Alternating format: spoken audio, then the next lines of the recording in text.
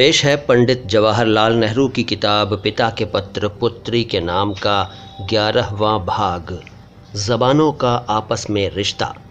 हम बतला चुके कि आर्य बहुत से मुल्कों में फैल गए और जो कुछ भी उनकी ज़बान थी उसे अपने साथ लेते गए, लेकिन तरह तरह की आबो हवा और तरह तरह के हालात ने आर्यों की बड़ी बड़ी जातियों में बहुत फ़र्क पैदा कर दिया। हर एक जाति अपने ही ढंग पर बदलती गई और उसकी आदतें और रस्में भी बदलती गईं।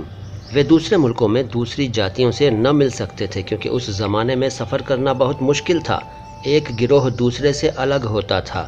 अगर एक मुल्क के आदमियों को कोई नई बात मालूम हो जाती तो वे उसे दूसरे मुल्क वालों को न बतला सकते।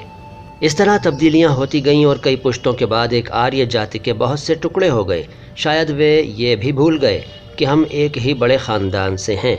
उनकी एक ज़बान से बहुत सी ज़बानें पैदा हो गईं जो आपस में बहुत कम मिलती जुलती थीं, लेकिन गो उनमें इतना फ़र्क मालूम होता था। उनमें बहुत से शब्द एक ही थे और कई दूसरी बातें भी मिलती जुलती थीं। आज हज़ारों सालों के बाद भी हमें तरह तरह की भाषाओं में एक ही शब्द मिलते हैं। इससे मालूम होता है कि किसी ज़माने में ये भाषाएं एक ही रही होंगी। तुम्हें मालूम है कि फ़्रांसीसी और अंग्रेज़ी में बहुत से एक ही शब्द हैं। दो बहुत घरेलू और मामूली शब्द ले लो, फ़ादर और मदर। हिंदी और संस्कृत में ये शब्द पिता और माता हैं। लैटिन में वे पेटर और मैटर हैं। यूनान में पेटर और मीटर। जर्मन में फाटेर और मुत्तर। फ्रांसीसी में पेर और मेर, और इसी तरह और ज़बानों में भी ये शब्द आपस में कितने मिलते जुलते हैं। भाई बहनों की तरह उनकी सूरतें कितनी समान हैं। ये सच है कि बहुत से शब्द एक भाषा से दूसरी भाषा में आ गए होंगे। हिंदी ने बहुत से शब्द अंग्रेज़ी से लिए हैं और अंग्रेज़ी ने भी कुछ शब्द हिंदी से लिए हैं, लेकिन फ़ादर और मदर इस तरह कभी न लिए गए होंगे। ये नए शब्द नहीं हो सकते। शुरू में जब लोगों ने एक दूसरे से बात करनी सीखी तो उस वक्त माँ बाप तो थे ही, उनके लिए भी शब्द बन गए। इसलिए हम कह सकते हैं कि ये शब्द बाहर से नहीं आए, वे एक ही पुरखे या एक ही ख़ानदान से निकले होंगे।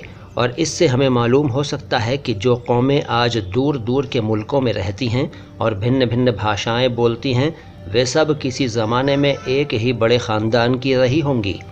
तुमने देख लिया ना कि ज़बानों का सीखना कितना दिलचस्प है और उससे हमें कितनी बातें मालूम होती हैं।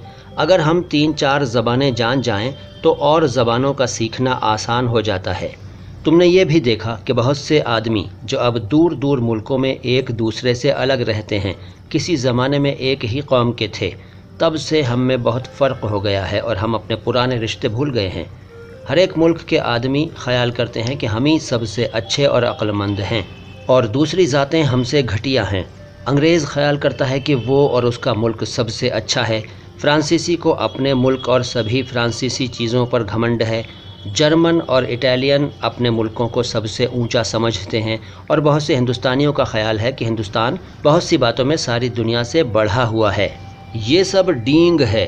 हर एक आदमी अपने को और अपने मुल्क को अच्छा समझता है, लेकिन दरअसल कोई ऐसा आदमी नहीं है जिसमें कुछ ऐब और कुछ हुनर न हो। इसी तरह कोई ऐसा मुल्क नहीं है जिसमें कुछ बातें अच्छी और कुछ बुरी न हो। हमें जहाँ कहीं अच्छी बात मिले उसे ले लेना चाहिए और बुराई जहाँ कहीं हो उसे दूर कर देना चाहिए। हमको तो अपने मुल्क हिंदुस्तान की ही सबसे ज़्यादा फ़िक्र है। हमारे दुर्भाग्य से इसका ज़माना आजकल बहुत ख़राब है और बहुत से आदमी गरीब और दुखी हैं। उन्हें अपनी ज़िंदगी में कोई खुशी नहीं है। हमें इसका पता लगाना है कि हम उन्हें कैसे ज़्यादा सुखी बना सकते हैं। हमें ये देखना है कि हमारे रस्म व रिवाज में क्या खूबियाँ हैं और उनको बचाने की कोशिश करना है। जो बुराइयां हैं उन्हें दूर करना है। अगर हमें दूसरे मुल्कों में कोई अच्छी बात मिले तो उसे ज़रूर ले लेना चाहिए। हम हिंदुस्तानी हैं और हमें हिंदुस्तान में रहना और उसी की भलाई के लिए काम करना है। लेकिन हमें ये न भूलना चाहिए कि दुनिया के और हिस्सों के रहने वाले हमारे रिश्तेदार और कुटुंबी हैं।